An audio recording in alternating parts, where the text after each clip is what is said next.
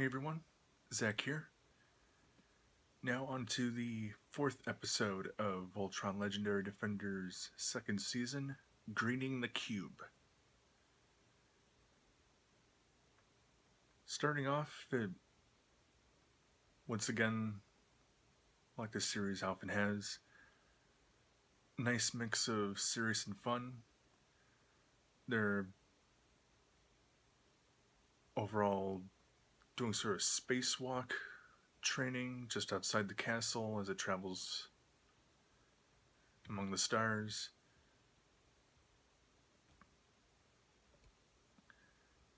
And they find sort of a shower of these weird spores that Pigeon realizes actually has a code in it as a distress signal, which leads them to the planet of the Olkari civilization, which, as Keith sums up, are apparently pretty much tech wizards. Coran notes they can, with very little effort and by doing a little more than just touching it, turn a cube of steel into a computer. They're that in tune with connections at the atomic level, electricity, magnetism. With that, they can basically build and rebuild their cities as however they wish. But the signal came from the forests on the outskirts of the main city, from a population that fled the Allura, enslaving them. Within the city, the main general or commander there has used the king's knowledge to create a colossal cube-based superweapon in the attempts of not only bring down ordinary destruction, but win the commander favor with Zarkon. But these people on the outskirts, they adapted or perhaps relearned, maybe going back to the origins of their abilities. They can very much make tech out of plant life. As they touch a large tree, the mental, psychic, electrical signals sent into it can make part of it sprout down into a functional mech suit, which I found very, very interesting. I know plenty of movies and shows and other stories have talked about like a bridge between technology and nature, industrialization versus the environment. But this took it to a very interesting place. They can make what looked like sort of flower pods into energy blasters. It seems like the Galra forces that invaded must have not only really surprised them, but also really demoralized them.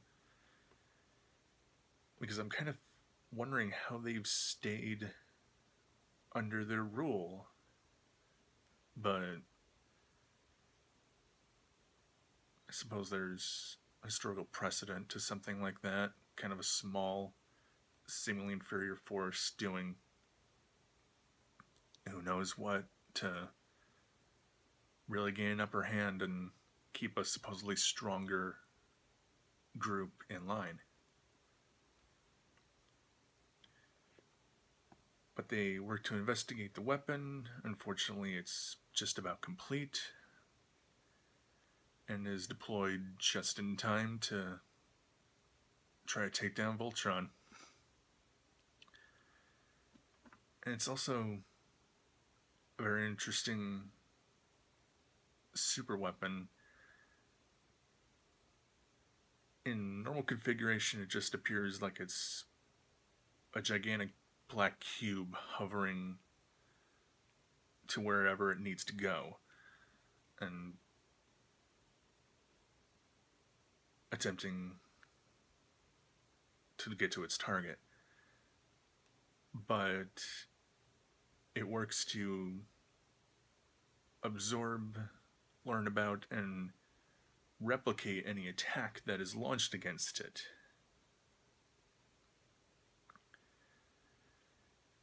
When it's blasted upon by Voltron and by the lions,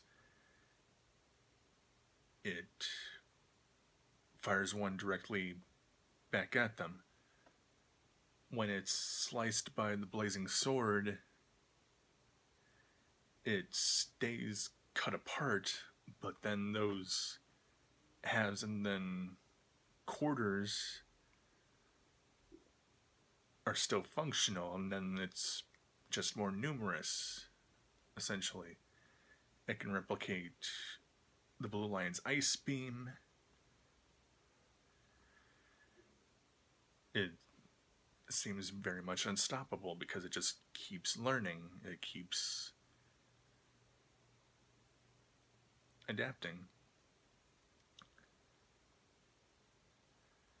Once again, I will not spoil how exactly it's defeated, but it once again is very interesting. And given how the episode ends at the final moment, looks like we're already going back into some serious territory in terms of story progression.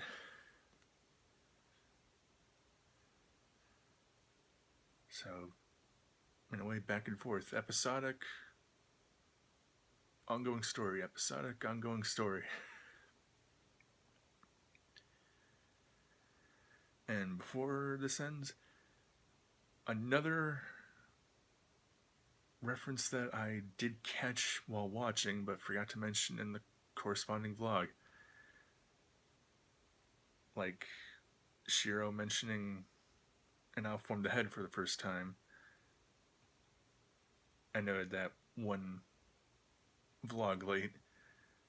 In the previous episode, while fighting against Prorox, Robeast, Hunk actually coins the term, because he's basically scrambling for a way to quickly refer to it. Robot, beast, Robeast. And I guess from then on, that's how it'll stick for what the team wants to call them. I don't know how it originated in the original show, whether Zarkon called them that, or once again, someone on Team Voltron coined the word. But nice to finally hear it on screen.